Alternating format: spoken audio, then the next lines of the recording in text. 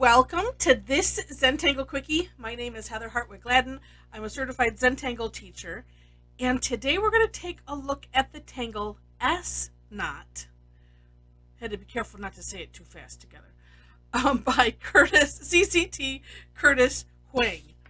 All right. This is one of those that, and let's see.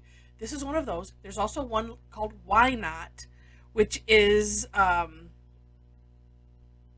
it's different enough. I looked at it, haven't done it yet. I've been shying away from these, but I'm glad I didn't. All of a sudden, I thought, well, you know what? Let's just give it a try, and you give it a try too. I think you will be pleasantly surprised that it's not as hard to do as it looks. All right, starting wherever you want, and we're just going to put a little dot. Okay, and this is all based on S shapes. And even if you can't say S when you want to, you too can do this tangle. Oh my goodness. All right. Oh, it starts so soon into the video. Oh my gosh. All right. So from the dot, and this is going to be an elongated S. So not too wild. Just, a little bit of a curve here, a little bit of a curve here, like so. Okay? And then you turn your tile. We'll do 4 of these, right? I find it sometimes it's easier just to come right, into a corner. It also gives a lot of extra room because I'm using I haven't mentioned it in a while. I'm just using a 2x2, 2-inch by 2-inch bijou tile, mostly because then it is for sure quickie because I'm not filling in a big space. All right, so now that we have those, then pick a spoke, and we're going to go to the left of it and do another S shape. But this S shape is going to kind of merge into the original one. So I'm going to just start about here, and then we're merging in, sort of. It's kind of like the takeoff and land concept, except this is more like a helicopter, I suppose, because we're just taking right off. We're not tracing over anything. But when we land, just kind of trace right over. All right, then turn your tile or your paper. Same thing. Rinse and repeat. And if you can get it merged in, look at how nice that looks. Look how, versus this. See, a little bit of care. And we all know in the end it doesn't matter. Because it's all about our own journey. There we go. And there's always tons of ways that one could course correct if one wanted to. Okay, and by that I mean filling in, shading, decorating, all those kind of things. Okay, so next step. Oh, let me get this right. Yeah. All right. Next step is, so whatever spoke you landed on, we're going to go to the right of it this time. And this one, I had a little bit of trouble, although maybe not now.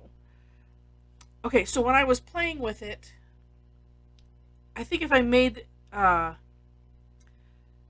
if I came out of this curve of the S, say too soon, so I have this nice S shape, we're going to do the same thing here. So we're making the ribbon part of it that's trailing off. But it's an S shape, and I want to kind of aura this because that's what it looks like in Curtis's step out, which, by the way, links are in the description section. And while it doesn't really matter, or maybe, let's see. Oh, but well, when I was looking at his, it was coming off like an S. But I'm just going to do this. I'm going to aura it. Well, it should be like an S shape, but, well, it kind of is at the end. And you could do, this is what I was doing. This is how I kind of have it in my step out, was I was kind of coming off from this with just a little bit of a curve, but because I really wanted to aura the contour, even though it's a far distance there from that contour. But you get the idea. and I'm just going to aura. I'm going to resign myself to auraing, because that way it's convincing. And actually, I mean, it's gone thinner here. In the end, right? The mantra, it doesn't matter. There are no mistakes in Zentangle. And there we go. So I want to know in the comments if you looked at this and went, I don't know about this one, Heather. And then you tried it and went, oh my gosh. I would like to know. Now, for some shading. And then if you look at the description section also at, I put it under for more inspiration. So that's the link to Tangle Patterns where I found this. And he's got some ideas. I like to add that so that way you can see from the originator of the Tangle, from their artwork, so you can get extra ideas. There was like patterning, and even in Linda's little thumbnail that's at the top of the page. If I'm remembering, she aura'd, maybe put some little dots, so some perfing, lots of things that you could do. Oh, and you know what? Speaking of that, let's do this. He didn't add this. I'm just going to add it because all of a sudden I was thinking about all of there's a number of techniques that we don't utilize a lot. Although lately I've been using this rounding. And I just want to, all of a sudden it struck me that, that would be really good on here. And so rounding is just kind of taking these little corners, round it off, and fill it in. And I'm thinking, this is almost just making a little, if you made a larger ball in the middle, that would kind of take care of it automatically. But I'm just going to do these right here. And I'm doing it very, very small, as you can see, kind of where they tuck in. And it kind of gives a neat look. So you can play with that. Actually, you could do it even here too, so why not? Even though it's go around again. And I'm making them very, very small because I wasn't sure how much I would like it, and I think it's kind of cool. Yeah, it just, sometimes it just finishes it off nicely. Now, for some shading, we're going to imagine where, if this was a physical knot, where things would be tucking underneath. So right here, this would be kind of coming out of. So I'm just going to put a little graphite there, and on all of those. So this is really just the beginning of the S, those initial S's that we made, but it's just right up here at the top, like so. And why not?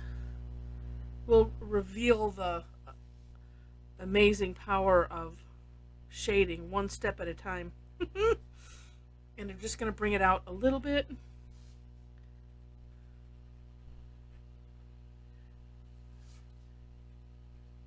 I like to, number one, not have a gradient, I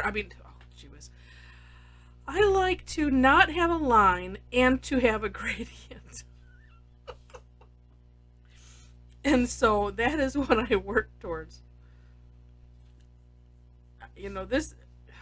My week is now going to be messed up because I'm having the language issues of a Monday. And it's Saturday. All right, so then you can play with that. Could also, because really, this is kind of tucked in here. I'm just going to use what's left on my tortillon. I have it a little bit light. Oh, look at that. Oh, man, that looks cool. I didn't do that on my step-on. I'm going to have to do that. Oh, that looks neat. Now, and I don't just like to put things on. I like to share why.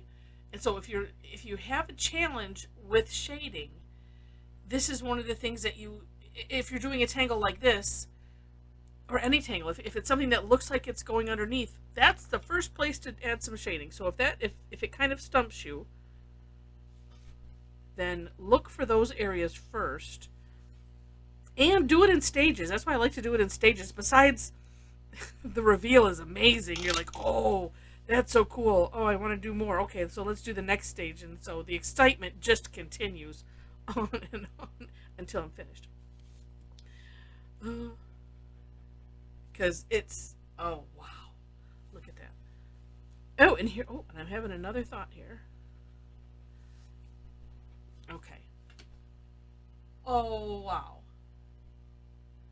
And so, like I put the graphite here, it creates that bendiness.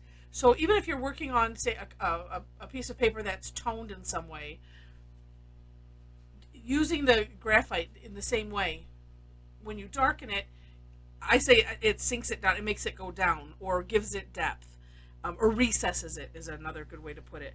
And then the light is up. So if you're working on a toned paper, you can add white, in this shiny place and make it pop even more. But here is something else that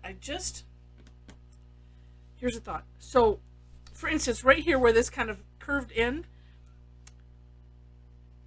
I've never tried this before. This is the first time I'm trying it. Oh, so, and even here, seemed to be a theme there, and here too. And there, not so much, but we're gonna kind of go the same route. And again, I'm just using what's left on my tortillon, so I didn't bring anything more into it. And if you needed something light, something I have done is, like on a scrap piece of paper or on the back, I will spread a lot of graphite and then use it like a palette, like a paintbrush, and we'll grab some and put some on. I've done that before, just when you want a little bit, and I'm doing this kind of up and down, so it's kind of jagged.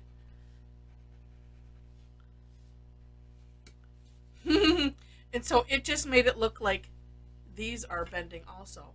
How cool is that? I tell you what, this is never. This is amazing. And I may have been doing Zentangle for 10 years. Gosh, we've been certified. Oh, gosh, it's been 7 years already, almost this year. Not an artist though. I'll maybe say Zentangle artist, but not a trained artist, where you either see these things naturally or know them. After doing Zentangle for a while, I see it and I get it. And I know a lot of other people, especially in our Tangle Addicts community, that have said the same thing. It's just the practice of it, and having fun and just trying things and learning and being okay with, well, you know what, if it doesn't work out, that's all right. It's just a piece of paper. And yeah, so that's why it just never gets old. And that's why I marvel. And sometimes I have to explain, because it's just absolutely amazing. All right, so with that, I'm going to stop marveling at it, or at least with you here. I'm going to marvel at it a while later. That turned out really, really awesome. So I do want to know, if you try it, or when you try it, come back and leave a comment. I want to know if you found some great success with it also. And you know what? And if you don't it the first time, that's okay. Again, just a piece of paper. Keep working at it and go slow. If you don't like your lines, just go a little slower and focus on how the pen is moving. That's the part that gives us the mindfulness exercise of this. Or the meditative, whatever you're looking for. That's what the repetition, and then just focusing on, oh, look at that line that's just coming out of the pen. Not looking any further than just this little bit at a time. And it really, it helps. For me, it helps the tangling. I know when I'm going too fast and I'm not focused, because then it looks kind of sloppy. Rustic. No, the word is rustic. That's right. So anyway, do let me know, because I want to know. Like I said, this is one that I went, oh no. But then looking at the step out and then looking a little closer, I was like, well, let's just give it a go. All right, so with that, I hope you enjoyed this. And if you did, would love to have a thumbs up.